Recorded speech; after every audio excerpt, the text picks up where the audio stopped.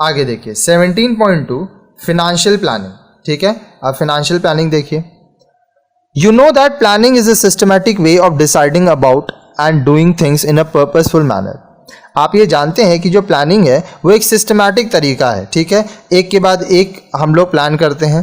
ठीक है, इसमें हम लोग देखते हैं कि किसी चीज़ को हम लोग को कैसे करना है, क्या क्या हमारे पास अवेलेबल रिसोर्सेज है, क्या क्या हम लोग को चाहिए, पहले क्या करना है, बाद में क्या करना है।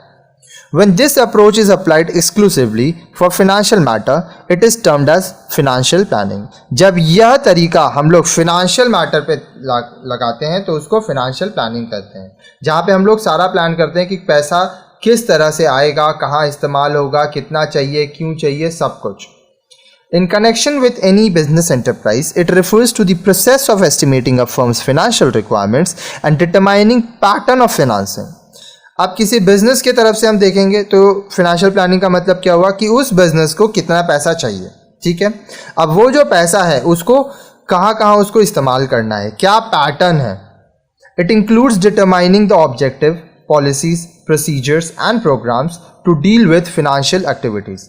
अब इसमें क्या होता है, ये डिटरमाइन किया जाता है, यहाँ पे देखा जाता है कि उसका उद्देश्य क्या है, उसके पॉलिसीज़ क्या है, तरीका क्या होगा, क्या क्या प्रोग्राम्स करना होगा ताकि उसका जो फाइनेंशियल एक्टिविटीज़ है वो सही तरीक़ा से हो जाए। दस फाइनेंशियल प्लानिंग इन्वॉल्व्स, तो इसलिए फाइनेंशियल प्लानिंग में क्या होता है, estimating the amount of capital to be raised, कितना पूंजी इकट्ठा करना है, कितना पैसा इकट्ठा करना है वो देखा जाता है। Determining the pattern of financing, that is deciding on the form and proportion of capital to be raised. ये ध्यान देना कि जो फाइनेंसिंग का पैटर्न है वो कैसा होगा, कितना पैसा लाना है कैपिटल में, किस प्रोपोर्शन में कैपिटल को रखना है, कितना अपना पैसा लगाना है, कितना बाजार से लाना है। And formulating the financial policies and procedure of for procurement, allocation and effective utilisation of fund. और ये भी ध्यान रखना कि हम कंपनी का फाइनेंशियल पॉलिसीज़ क्या है।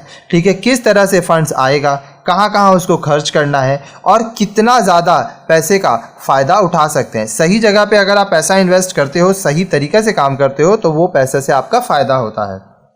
After knowing what is financial planning, let us now learn it's objective. अब हम लोग को थोड़ा पता चल गया कि फाइनेंशियल प्लानिंग क्या होता है। आइए हम लोग देखते हैं कि इसका उद्देश्य क्या है।